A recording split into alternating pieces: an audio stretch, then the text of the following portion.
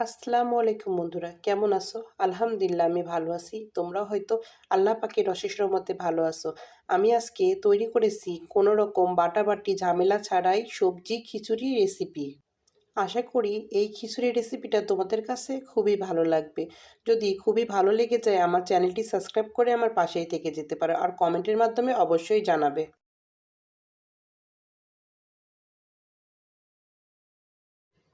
আজকে এখানে তৈরি করব সবজি খিচুড়ি। কোনো বাটাবাটি ঝামেলা ছাড়াই আমি আজকে সবজির খিচুড়িটা তৈরি করব। এখানে নিয়েছি পেঁয়াজ কুচি, রসুন কুচি, কাঁচামরিচ কুচি, আদা কুচি। আমি পরিমাণ মতো সরিষার তেল দিয়ে নিচ্ছি ফ্রাই প্যানে। তেলটা গরম হয়ে আসলে আমি এখানে 1 চামচ জিরা দিয়ে নিচ্ছি। এরপরে আমি তেজপাতা, দারচিনি, এলাচ দিয়ে নিচ্ছি।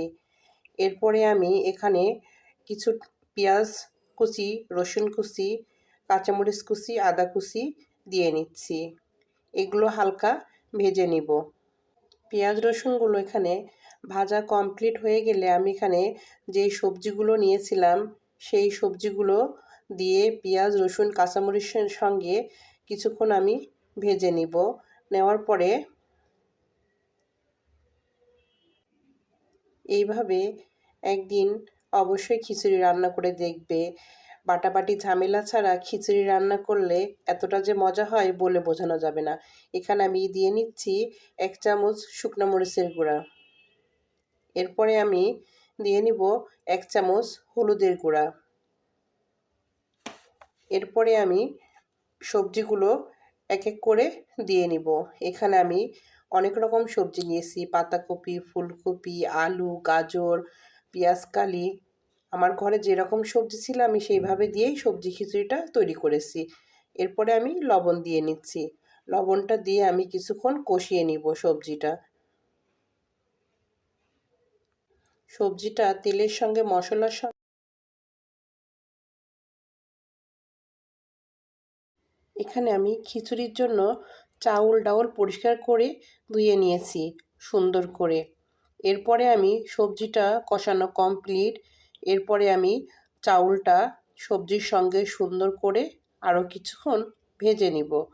কারণ আমি এখানে কোনো বাটা মশলা ব্যবহার করি নাই, এজন্য আমি সব কিছু ভেজে নিচ্ছি সুন্দর করে যেন খিচুড়িটা সুন্দর হয়। এখন আমি এখানে সবজির সঙ্গে চাউলটা খুবই সুন্দর করে ভেজে নিব। আমার এই রেসিপির সঙ্গে এতক্ষণ পর্যন্ত যারা আসো একটি লাইক দিতে ভুলে গিয়েছো, অবশ্যই একটি লাইক দিয়ে আমার ভিডিওর সঙ্গেই থাকবে। এখানে আমি সুন্দর করে চাউলটা ভেজে নিচ্ছি। এরপরে আমি এখানে পরিমাণ মতো পানি অ্যাড করে নিব। এখানে আমি খিচুড়ির সঙ্গে মাসকলার ডাউল, মসুরের ডাউল, মুগ ডাউল, ছোলার ডাউল, মটরের ডাউল ব্যবহার করেছি। কারণ আমার ঘরে এগুলো ডাউল ছিল, আমি এগুলো ব্যবহার করেছি। এখানে আমি পরিমাণ মতো পানি দিয়ে নিলাম। দেওয়ার পরে আমি সুন্দর করে নেড়েচেড়ে নিচ্ছি। খিচুড়িটা হওয়া পর্যন্ত আমি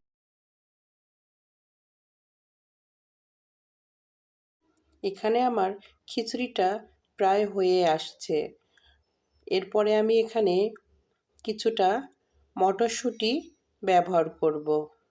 কারণ মটরশুঁটিটা খুব দ্রুত সিদ্ধ হয়ে যায়, এই জন্য আমি পরে দিয়ে নিচ্ছি। আমি পরিমাণ মতো মটরশুঁটি দিয়ে নিলাম এখানে। এরপরে আমি দিয়ে নিচ্ছি কিছু ধনেপাতা। তোমরা চাইলে এটা বাদ দিতে পারো, আমাদের কাছে ভালো লাগে এই জন্য আমি ব্যবহার করেছি।